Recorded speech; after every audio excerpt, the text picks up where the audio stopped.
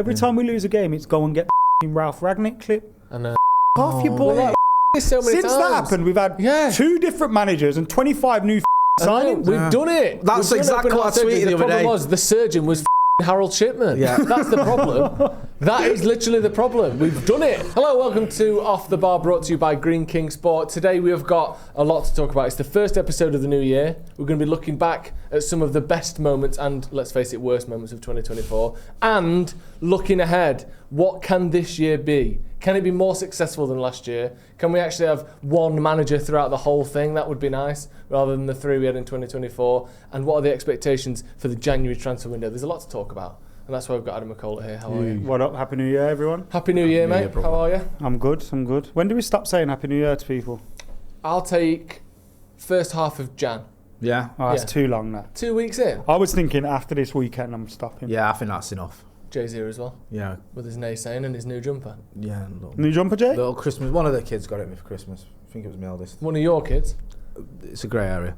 It's a good jumper. Let's start by looking forward, I think, because the longer we can postpone looking back at this year, other than the FA Cup, I think the better.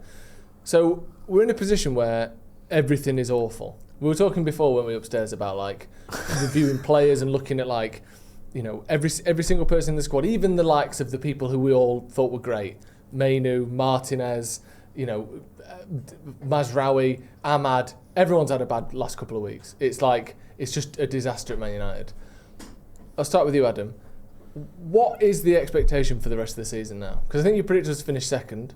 You had to get that one in, didn't you? I think I predicted us to finish third or fourth, so I can't say. You predicted Bruno Fernandes to be Player of the Month in December. Yeah, Can we leave him alone? I feel sorry for you on this, because you've got so much grief for that prediction. Here's the thing, I was wrong. Do you know what I mean? You got grief for that prediction because we all went with outrageous things, right? And you went with something that you considered proper save, and yours just looks outrageous. The thing is, none of them are going to come right.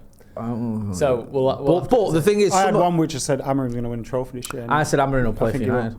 Yeah, I think he will. I think he'll run out of players. That's close. At one point, he's going to go get me boots. Get me tracksuit. Can't be any worse than Eriksen. Yeah, I may as well just show him how it's done on the pitch.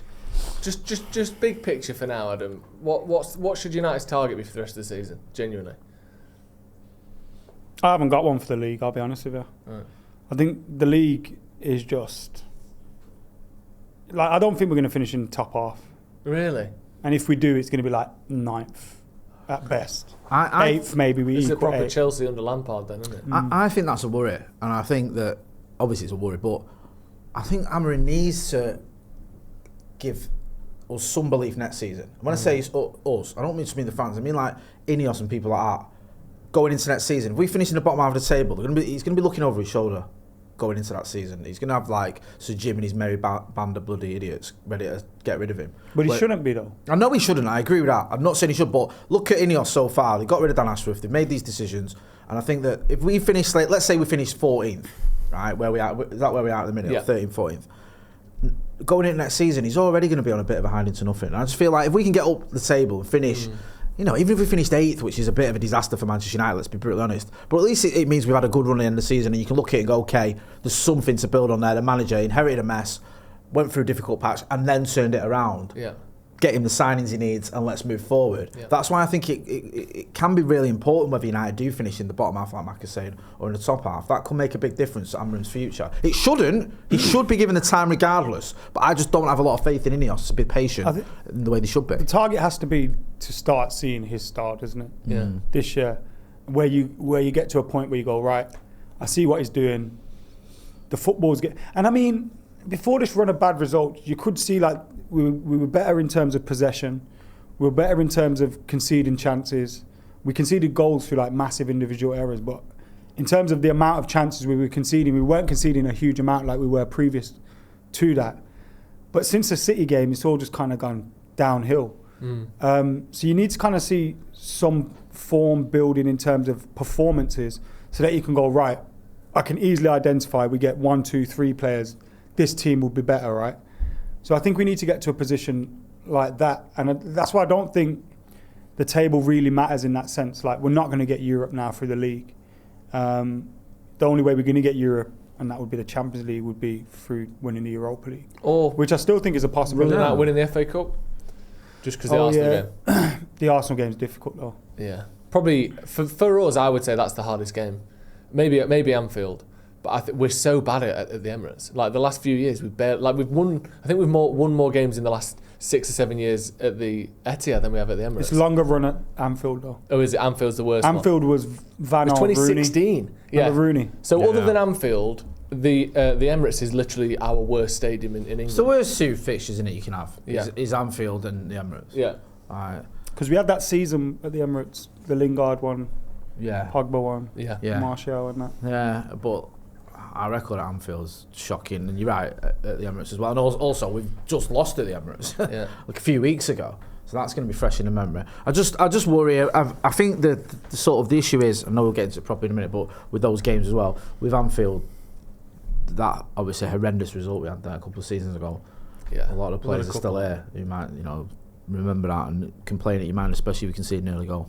Yeah, those games are just going to scar everyone that was involved in them. The 5-0, I know that was at Old Trafford, but the 7-0 is just like, we haven't got any results like that. I remember that day, that game, in our lifetime. You said to me, was it your dad who had a dream we were going to lose 6-0 or something? 6-1. Yeah, he said the 7-0, my dad... That wasn't a dream, something. No, he literally had a dream that we were going to lose either I think it was 6-1 or 5-0. Yeah, it was. I remember you telling me before the game, and we were both... United were like third at the time, whatever, and we were like... We were ahead of Liverpool. Yeah, that ain't going to happen. And I know what you I had a dream the other week that Amorim got sacked. And this was like before we beat City. Just on that, because I think it is really important that we finish the season more strongly than we are now. Yeah. Because like you said, if at the minute everyone goes, he's a new manager, he hasn't had his transfers, we need to give him time, etc. It's like the truth, which is rightly so. But if we finish, like you said, Jay, 12th, and then we start next season with, let's say, 5 wins in our first 10, or something that's just mediocre, it won't be long before people turn on him then, because he's had a window and he's had players come in and go, and you won't get 2.5 years if it has to pick up at some point. This is a manager though that will be successful no matter what happens. I hope so. Whether that's at Man United or not. If we sack him, we'll go on and be a success elsewhere. So it points to the fact that we're the problem here. We are, but we were with Ten Hag. I hope, we were with Jose. The way that it works with Amorim is he's finding his feet now and he goes through his difficult period at the beginning and then gets better. Because what happened with Ten Hag was he had the initial first 2 games, which were 2 losses. Then we went on a run. Yeah. Then we had a good season, really, to finish third and win the trophy and get to an FA Cup final, albeit with losses. That's a very good season. That is a good season. Let's not kid ourselves. Yeah. But then the next season was where he went downhill. Yeah. So you've gone like that, and then people look at it and go, he's not the right guy. But if you're going like that... But that's the thing with the Amorim thing. It relies on him going up at some point. Yeah. You're right. And how long do you get of it not improving? Because that's the problem with INEOS, and we've seen with Dan Ashworth, obviously. I'm scared. With the Glazers, I don't like them, but I can predict them a little bit. They're so sort of hands off. It's basically the top 4's the thing, isn't it? Or winning trophies and stuff. With INEOS, I don't know. You were talking to Laurie about the article and about some of the decisions Jim Ratcliffe made, and like the thing with Ashworth. We were talking about this the other day. When he sat Ashworth, and it's like, we didn't like that interview he gave. Yeah. So what was that about? Because all have seen that. Well, apparently there's an article, I think it was in the Athletic, where he was talking about the reasons Dan Ashworth got sacked, and there was like a series of reasons, but one of them was like he gave an interview before the Liverpool game, him and Omar Barada, where neither of them took responsibility for keeping Eric Ten Hag. And apparently that really annoyed Jim Ratcliffe. Now you were pointing out, well, they couldn't because they weren't employed at the time by United when that decision was made. I think Dan Ashworth was still on gardening leave, so it was a bit of a difficult one because he couldn't say, I was behind that decision because he legally wasn't allowed to be. I mean, he could have said he backed it and he agreed with it or whatever, but and then there was something about he went on holiday the day after Ruben Amorim was appointed, and that apparently annoyed Jim Ratcliffe. And you think, things like that, he can be a little bit reactionary, and I just wonder, sometimes it's like owners or whatever, or co-owners, they can be reactionary if they're at the game, results are bad, the crowd are going mad, are they going to do something drastic? I hope not, but that plays into my mind when I read that article. Reactionary is only a bad thing when you're losing, isn't it? Because I'm not, Roy Keane, I think it seems like quite a reactionary man. Like something will happen and he'll just kick off about it, as his teammates have said, he's acknowledged. Like the idea of someone not taking responsibility is the sort of thing that you want at Man United. Like people need to take responsibility for their actions and their decisions. So I get it, but when you're sacking people left, right and centre and you're not winning, then you just look like some sort of weird dictator. You don't look, reactionary and strong and powerful and even a bit mean is great when you're winning because it's standards. That's what people call standards. But those same characteristics when you're losing is petulant, is, like I said, dictatorial. So we just need to start winning games. And like the Dan Ashworth thing, if it was a mistake, fair enough. But if it's just a symptom or a sign of what's to come with everyone at the club when you make one mistake, then that is a real worry, isn't it? Obviously, we just got to hope that's my worry. So look at that two ways, though. You go, the negative side is, why don't you do your fucking research? Yeah.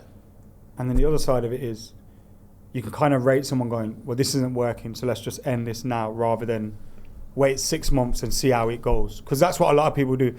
Oh, we can't sack him yet, let's just see how it goes. And then eventually the problem becomes bigger than it was when you had the idea to sack him. And we have another summer transfer window that doesn't. I think you're right. Joined up thinking and all Mark, that. I get your point. I think you get away with that once. If they went and sacked, say, Jason Wilcott next week, then you go, Jesus Christ, hang on a minute. Yeah. They don't know what they're doing. Do you know what I mean? When the same thing, we realise we made a mistake, or Omar Brada gets carted a week later. You think, well, that sounds like you don't know what you're doing. Once you think you can get away with that. It seems very messy though as well. You see a lot of leaks and stuff coming out from them, like, when Ashworth got sacked and then it's, well, he weren't doing his job anyway. Those leaks are coming from somewhere, right? Because reputable journalists are putting them out there. And it's the same with like the Rashford thing, just everything. Every time they make a decision on something, the leaks start coming out. Yeah. It's a bit bitchy and messy, isn't it? I don't like him. Ratcliffe? Yeah, fuck him. No, it's fair enough. We're just on that then, because looking ahead at the 2025, he's got some reputation build to do. Like at the minute, I don't think he's got that long-term, like, we know how bad you are over a generation of results like the Glazers did. But the decisions he's made in the last 6 months to a year, most of them haven't been well received, to say the least, have they, Jay? No. Like, what can he do? And do you think he cares? Do you think he thinks it's all for the greater good and that eventually we'll come round to see it? Or do you think there's just going to be some massive differences between what he thinks is right and what we think is right?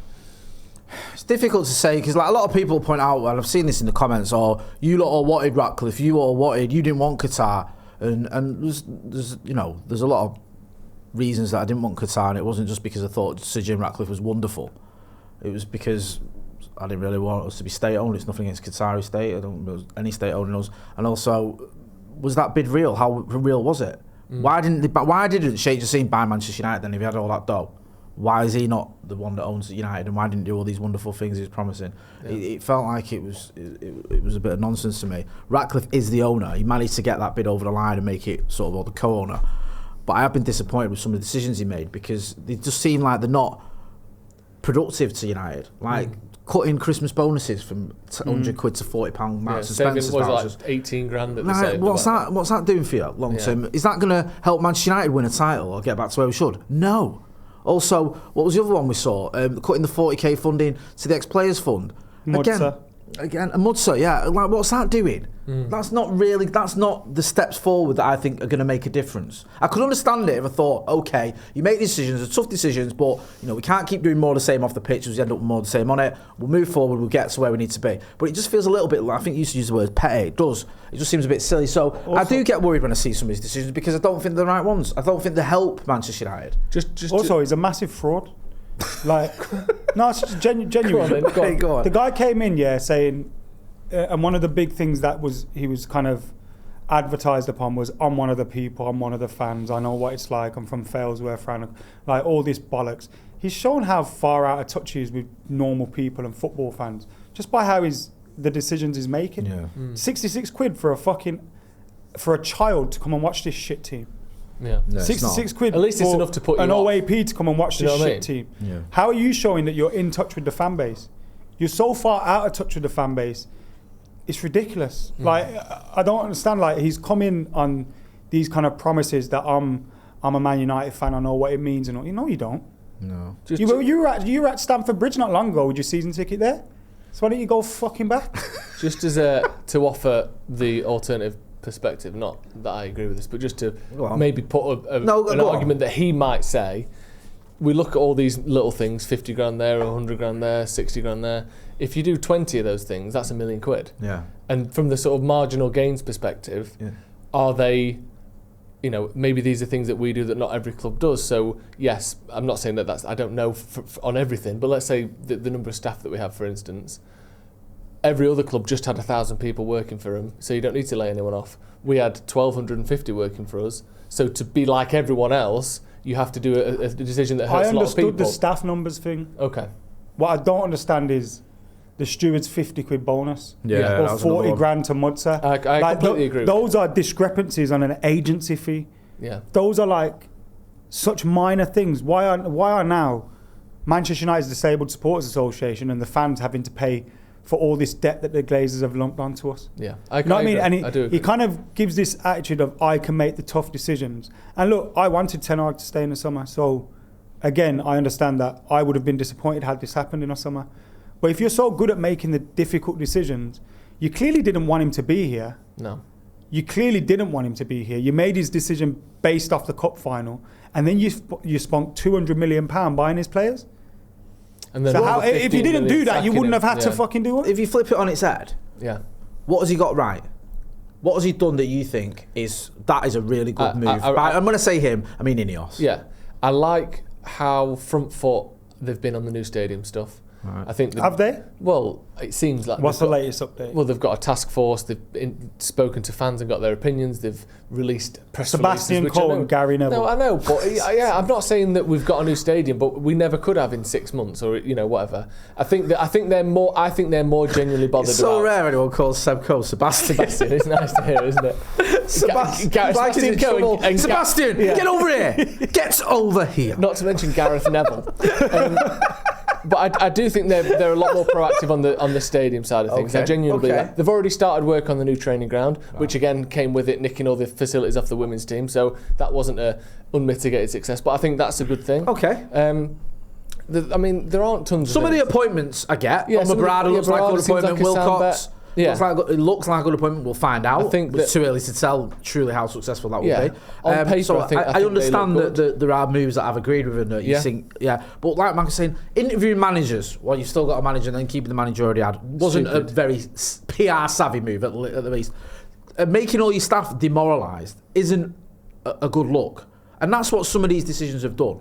Yes, you have to cut staff, or you felt like you needed to cut staff. I understand it, but little things like knocking 60 quid off the bonus or whatever, and just making half your colleagues have been sacked or been laid off, and now you're getting your bonus cut. It's like you're just walking past people, just flicking them in the bollocks. Yeah, well, did that help? Did that help us win trophies? Nah, I just wanted to flick them in the bollocks. Stood in the shower, just whipping people with towels. These are the tough decisions. Like, Jimmy, you all right? Yeah, carry on. The fact is, right, I do think early doors. We'll see. It's Ratcliffe.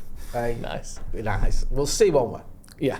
But if we're sat here in 2 years' time and we're still in the bottom half of the table and we haven't won out, and we're going to go, thank God he laid off all those staff, that had a big impact, didn't it?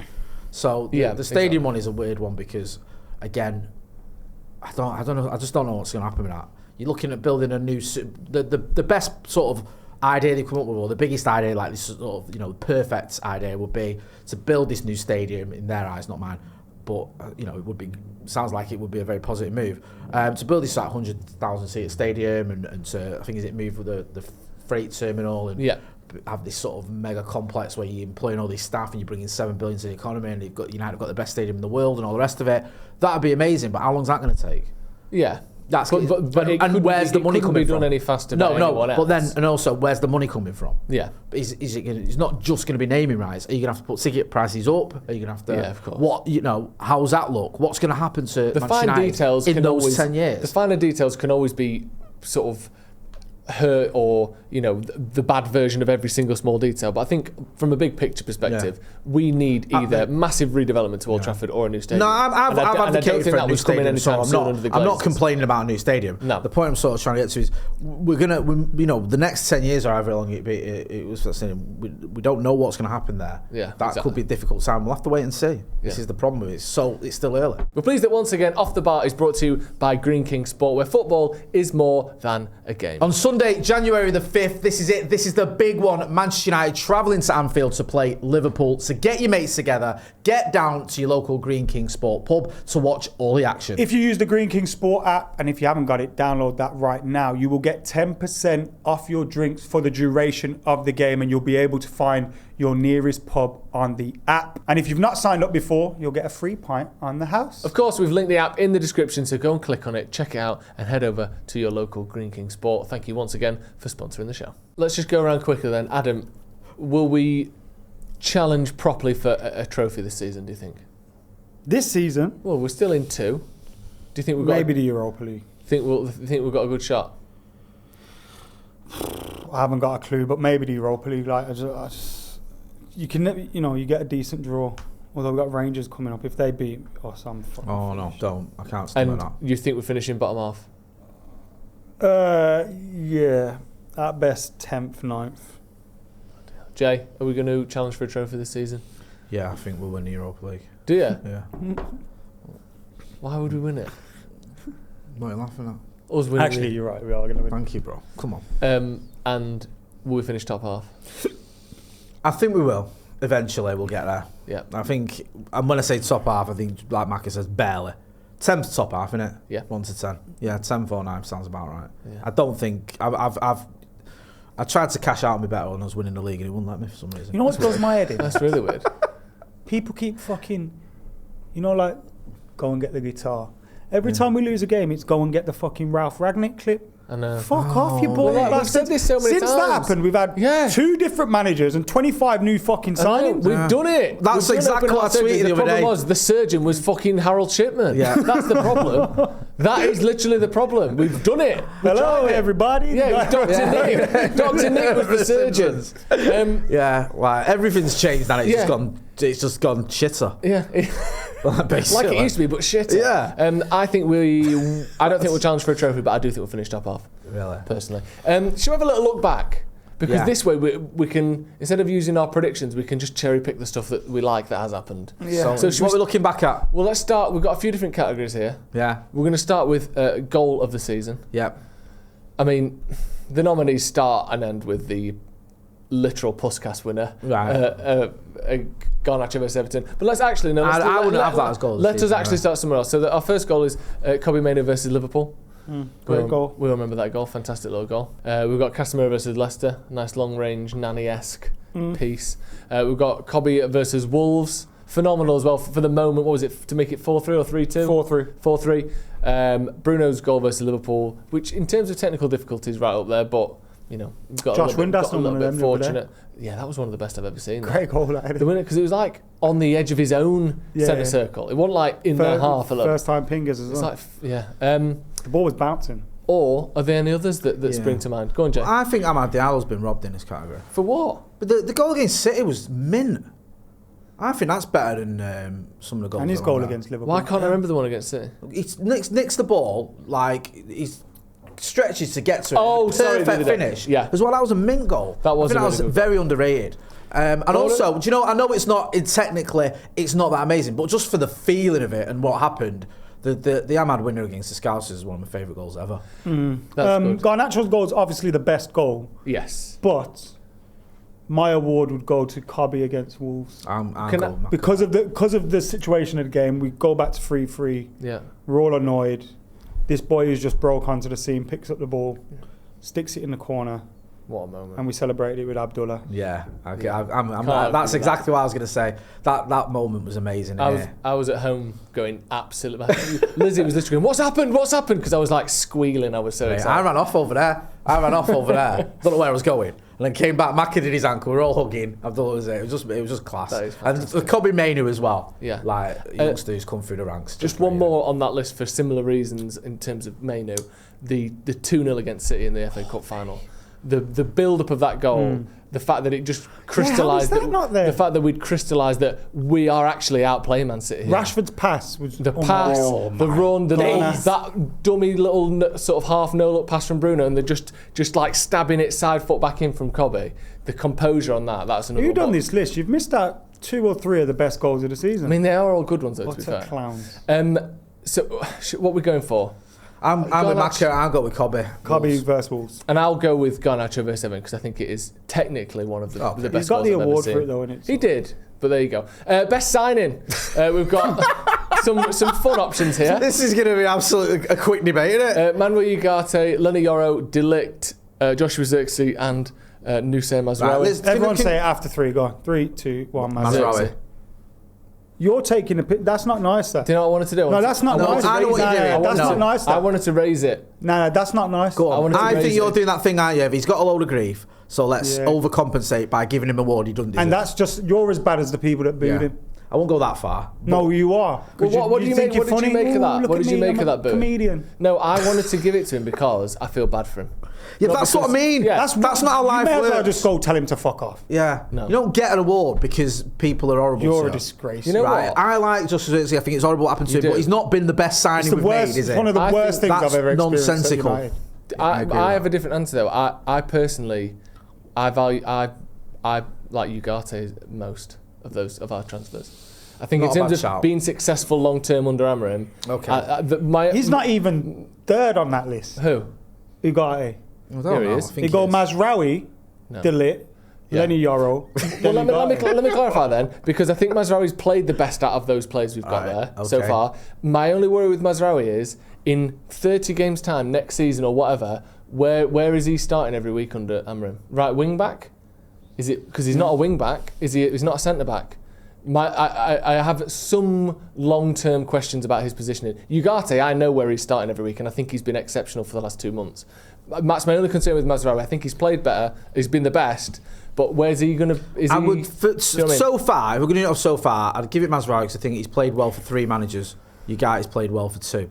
Yeah. So I just feel like, obviously, tonight didn't really want him, didn't really rate him, didn't give him much of a chance. It wasn't Ugarte's fault. No. But I think Mazraoui has been relatively consistent. I know he's not had the best couple of games recently, but overall, I think he's been the best so far. Okay, well let's award him the. And you asked me, that Zirkzee stuff was disgusting. Yeah, well that's what I wanted to talk about. I've never seen or heard anything like it. We've had a few players cheered as they've been subbed maybe by like 20 people. No, do you know what? Like I remember Kieran Richardson getting it once. Lee Sharp got it once, you know, Mako. When his form had gone off a cliff just before we sold him to Leeds. And I remember it happening with him, and I remember people going mad at it as well. Like, how can you do that to Sharp? I hate it. It's horrible. I wanted to leave, you know. Yeah, I was with you. He was just like, what? I thought we were better than this. We're obviously not, but it kind of sort of shows you as well that sometimes when it comes to these debates and these arguments, it's not just about whether it's online versus match going or what is. Sometimes it can be. The people that are online go games. Yeah, it's it's just one and the same a lot of the time. It's like, we've all got social media accounts and we all go to the match. It's like they're not always completely different. Yeah. It's especially someone like Zirkzee. I mean, I don't boo anyone, especially a United player. But he's never done anything off the pitch that's scandalous. He's been here for 3 months. He's trying his best every week. When I saw Mainoo coming on, I just assumed it was for another midfielder. Yeah. And the lad who stood with me and Mark were chatting, my pal, and said, "Oh, is that Ericsson or is that Casemiro?" And then we realised it was Zirkzee. But the point I'm getting at is, it could have been Ericsson or Casemiro. Yeah. It wouldn't have been beyond the realms of possibility to take one of them two off because neither of them was tearing up trees. No. I'm not saying they were having a worse game than Joshua Zirkzee, but it was a poor team performance. Everyone was shocked. Yeah, and it's like, it's not like you can single him out and go, he's cost us this game so far. Well, he hadn't. Everyone was poor. And what I hate is people go, well, he was crap. Yeah, I know he was crap. Yeah, I'm not saying he wasn't. So we've seen Anthony serve up shit for how long? We don't know one's booing him. No. And Joshua Zirkzee isn't the reason we're in this mess. Is he fuck? No, absolutely not. Let's go from that to our next category, as Mazraoui won the last award. Best moment of 2024. You know, every one of these says Ahmad. We've got We've got a few nominees. We've got Ahmad winner versus Liverpool in the FA Cup quarter-final. Yep. We've got Ahmad's winner versus Man City the other week. We've got Ahmad's red card against Liverpool. Yeah. We've got Ahmad's goal against Brighton. We've got winning the FA Cup and Ruben Amorim's first game. Whoever's wrote that first game which is ridiculous. A little shit draw into Ipswich.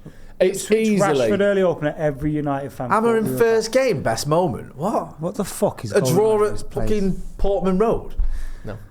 For me, our place to go is Chelsea, Sid. It's easily the FA Cup. The Liverpool game was incredible. And it was incredible. In isolation, it's the Liverpool game. Do you think? Yeah, I agree. Oh, no, it won't for me. We won the FA Cup that day. We didn't know. You don't win that game like that and not go on to win the cup. I don't know. Obviously, the game against City, but it's the Liverpool game. And so I'm a very sad, bitter man. And ruining Jurgen Klopp's farewell tour was up there with anything that's happened to me in my life. So I'm a winner, yeah. Even the red card for him afterwards celebrating added to it. It was amazing. It was a fantastic moment. And you know what? That game had everything. It had a bit of everything. Yeah. You know, like in strangely, the FA Cup final was amazing and great, but it was almost comfortable. Yeah, but that's why I preferred it. Yeah, whereas the Liverpool game, you had that sort of jeopardy of, we've thrown this, we were behind at first, you thought, we've not turned up, then we get into it, then it looks like we've thrown it away, then you're like, oh my God, we could have won this, now we're going to lose. Then you get that winner, the way we got it, last kick of the game almost. That for me was my favourite. They're definitely 1 and 2 for me. And being with, just being there for both was because obviously I don't go to every game. Being there for both of them was incredible, but for me the FA Cup final something just edges it for me. But we'll go. Do you know what could be there instead of Amorim's first game? Amorim's second game? No, it was better than this first one. Yeah, Rude being in charge was good. When that game against Leicester was a good moment. That was nice. Him in the dugout, getting that win, it just felt like the feel-good factor had returned after what had been a horrible spell. And obviously, we all love Ruud van Nistelrooy as well. That was pretty nice, but it wasn't the best moment. For me, it's the Ahmad winner. Okay, well, we'll go with that then. Obviously, let us know yours in the comments. Most improved. This is I only think there's 2 candidates here personally. I'm looking at this list. I'm going to narrow this list down. This list is fucking. I'm going to narrow it down to two. Right, can you? Because some of these need ignoring. The only 2 for me. Not one of those players deserves to be on that list. No, I think there's 2. I think Ahmad Diallo and Harry Maguire deserve to be on the list. They are. Whether you think they're on the same level or not, that's what nominees are about. You can pick your favourite. They are the only 2 Man United players that have ended the season with a far higher reputation than they started it, or ended the year. No, he hasn't. He's got the same reputation. No, he hasn't. Everyone ridiculed Martinez the other day because he wasn't close enough to fucking Isaac. Yeah. How about every other goal? Maguire fell asleep on that one. But he's the same player, man. There's just less expectation and he plays less. But they're all the same player. Anana's on this list. Hoyland. Yeah, well, Ericsson. The list was written a couple of weeks ago. Right, let's be honest. Let's stop the nonsense. It's obviously Ahmad. Yeah, and I think that... But none of those players, apart from Ahmad, deserve to be. No, Maguire deserves to be. No, he doesn't. Yes, Joe. he does. Of course he does. In terms of how he's playing and their reputation, I think he definitely does. His reputation was somewhere for a reason. Well, no. Because he was dog shit for a long time. But that doesn't make a difference, does it? He's still the same player. I don't get what people. But aren't they all still the same player? Ahmad's still the same player. He's just playing more often.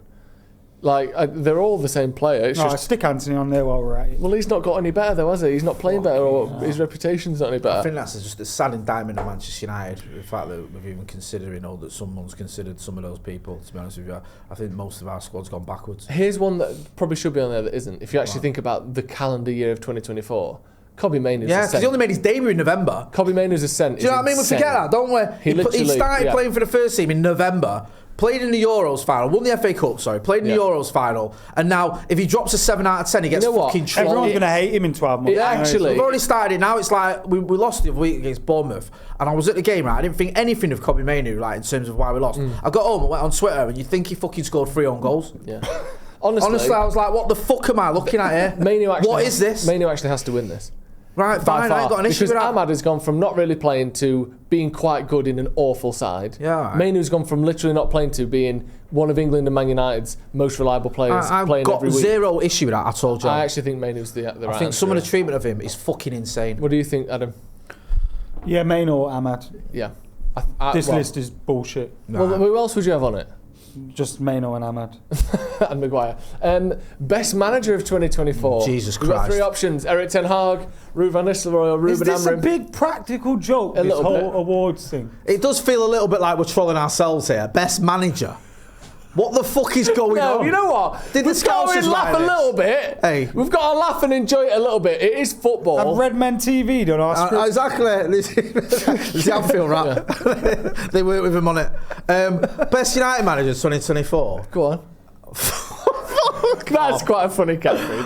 You're an idiot, Joe. I've only just seen it for the first time. I actually have to laugh at that. We have to laugh at ourselves a bit. We're in fucking 15th, man. We're literally one of the shittest teams in the Premier League. Have we already dropped another place since this video started? What position are we? 14th. Feels like 15th, though, doesn't it, lads? Fucking freefall. I think our best manager of the year has been there. I'm not doing that. Yeah, he won a trophy. You can both fucking. Who is it? Who's manager of the year, Jay? I'm not doing a best United manager in 2024. Come on! You've only got 3 to choose from. You know, it's rude, isn't it? 75% win ratio. Not bad. It's not bad, is it? Honestly, sometimes I wish I weren't alive. Is it rude? I'm gonna go. Can't believe you're making me do this. Right. I'm gonna go Amorim. There's a couple of. That's like him giving fucking Joshua Zirkzee. I'm backing the current manager. I'm sticking with him.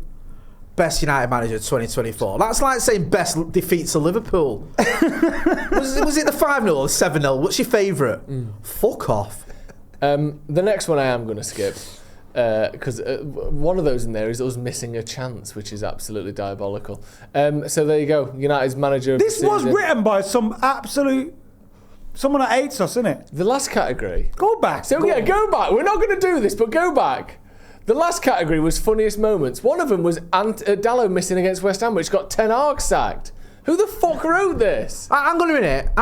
How was us not fucking sending Pep into a meltdown not the funniest? Yeah, that's there, number 5. Is us fucking ending Klopp's farewell tour on there? Is that a funny moment? Onana taking that bastard free kick. That shouldn't...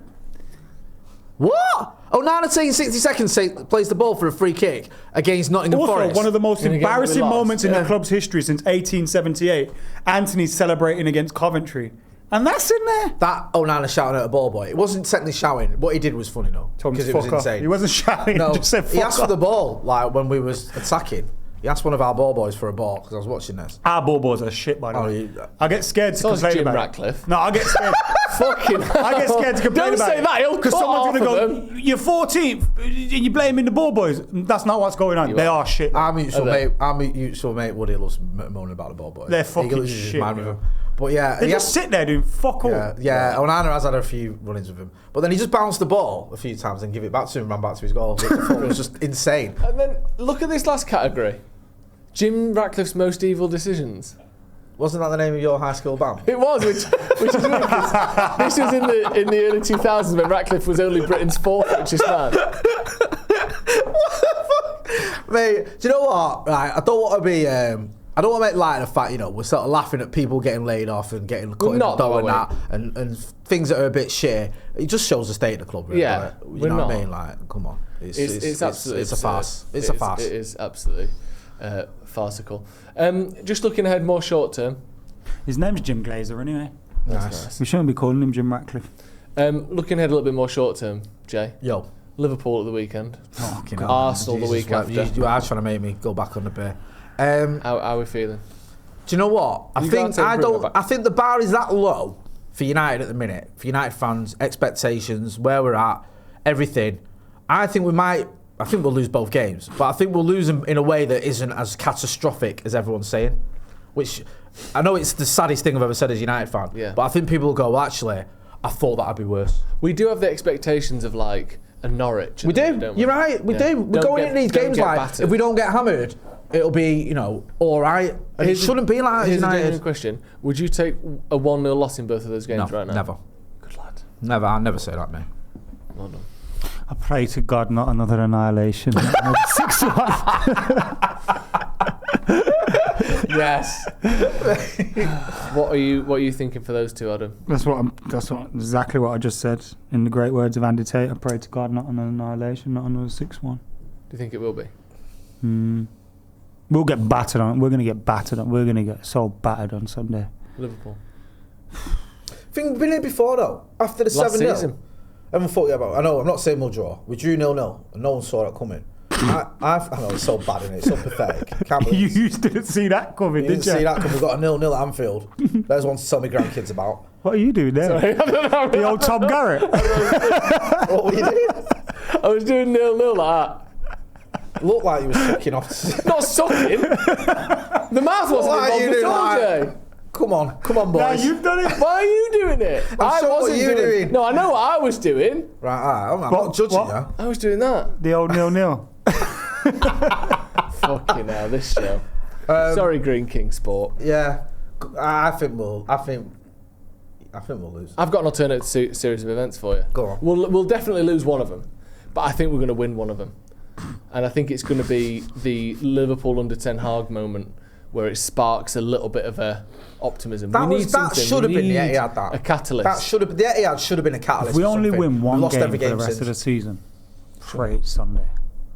Really? Here's one then. Would you rather win the Liverpool game or the Arsenal game? Liverpool. Would you? 100%. Yeah, because they're going to win the league, you know. And also, beating Liverpool in the league, it moves up the table, like, which is dizzying heights of 12th. Because I think there's like people are going, you're going to get sucked into this relegation shit. Going to get what? Yeah. Sucked off into relegation. What am I getting sucked into a relegation battle? Yeah, so there's that. Also, I think a win at Anfield is more impressive than a win at the Emirates. Also, guys, come on. Some people have to stop being stupid. We're not getting relegated. No, I don't think we are. But my dad, there's at least 3 worse teams than us. No, but my dad was talking about this because he was saying he doesn't think we are going to get relegated. But what we're seeing at the moment are the types of performances when it was like we haven't even played that bad, but we've lost. Oh, and then now we have played really bad and we've been battered. Like every game you can, like the Bournemouth game, we've probably been the better team here. And we've made more chances, and we've lost 3-0. We had the better XG. Like he said, that's what it was like in '74, where you just watch them going, we weren't even that bad, and we've just been battered. And then when we are bad, we get even more battered. They had XG in '74. They had XG back then, but that so I don't like you said. I think we've just got too much money. Our squad is too good, but I don't think it's because we're too good. Week, I mean, there's 3 shitter teams. Find 3 shitter teams below us. Yeah, it's nice. I don't think we'll get. Also, we'll win at least 2 more games. A win at Anfield would be seismic. Teams have got relegated having won more points in the first half of the season than us. You know. Oh yeah, I know that. That has happened before. We're not getting relegated. Imagine have you seen some of these journalists in the tweeting? If United don't get fuck off, you fucking dicks. To be fair, though, it's a story. Isn't it? Apart from Jamie Jackson and Emery Winter. And Larry Whitwell. And Carl and Andy Milne. And all the other ones that we like. Yeah, and all the other ones that come on the channel. Which is pretty much. I mean, they don't come on any shows with me, so I can say what I want. Right. What a day. Have you got any optimistic words between now and the end of the season, Adam? Because you are Mr. 21 is coming. Yeah, come on, Macca. What's up with you? Pump us full of optimism. Anthony Martial scoring loads of goals in Greece. No, don't care. Come on. Why are there reasons to be cheerful at the start of this new year? I mean, there aren't. But there are. There has to be. And you need to bring them to us. Come on. Come on. This is what you do. This is what people tune in because they like you. You see Ruben Amorim, yeah. He's just got here, you know. Yeah. He's just got here. He's just fixing things at the moment. Yeah. You know, he's trying to fly the plane while he's fucking fixing the bastard. It's not easy, is it? Difficult job. It's like being on the International Space Station, isn't it? You can't bring it back down to Earth to mend it. You have to be out there. You have to be outside the airlock. Flying about and that. Gasping. Yeah. The other thing we to are remember gasping is at the moment. When we've always talked about we need it to, a complete sort of shock, a wipe of Man United. We need to sort of start again, be ruthless. We've never actually allowed a manager to be ruthless because if they ever drop points or they start losing matches, they start getting sacked or you got to change things or whatever. He is actually doing it his way. I think he needs to be given time. Maybe that's what we need. He needs to be given time. He kind of half predicted this as well. Yeah. I remember what he said after the Ipswich game. He said, look, it's going to get worse before it gets better. He said it after the Arsenal game. Like, we have to allow him the time. One, he very rarely, like this week we've had 5 days where we'll have training. Yeah. He very rarely gets that. Yeah. Very rarely gets that. And I'm not saying that's going to mean we beat Liverpool, but he needs to be given time with this team. Also, the performance against Newcastle was one of the worst performances I've genuinely ever seen. Like, the first half was just was just abysmal, yeah. But we knew Eriksen and Casemiro couldn't play together after the Ipswich game. I remember we watched it here and we said we never ever want to see these two next to each other in the midfield ever again. It was so obvious, and I don't even think he had a choice really. Well, he did. Kobe Mainoo was on the bench, but like Ugarte was out, Bruno was out, Mount's out. Yeah. So I think he's suffering because of poor recruitment over time. The decision to keep Ten Hag in, again, I know I said I wanted to keep him, but if you take my opinions out of it, like the board bottled that one there. They were talking to Tuchel and everyone, like they bottled it. They were even I think they spoke to Amorim at the time and stuff like that. Like, either keep him and then back you him for spent the full 200 season, mil. or sack him in the summer. And now you want to take 40 bags off fucking Mutsa. Like, I don't know. They've made some shocking decisions, but give Ten Hag time, man. I think this manager's extremely talented. Who did I say? Ten Hag. I said this manager. No, you said give Ten Hag time. Oh, fucking.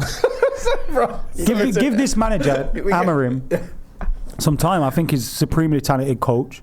I think he is one of the elite managers out there, really, when you look at him. Some of the things that he was doing at Sporting were incredible, and I think he just needs to be given time to adapt to the Premier League, adapt to his players, adapt to the club, and we need time to adapt to him. And the culture needs to change at the club, all those kind of things. Back this guy, man. I like him. Yeah, me too. Even amidst all this, he's been saying the right things, and I know that's easy. But It's not easy. I think it's important. It's easier said than done to be the right man, in press conferences and. I think he's publicly. the coach, man. Yeah, me too.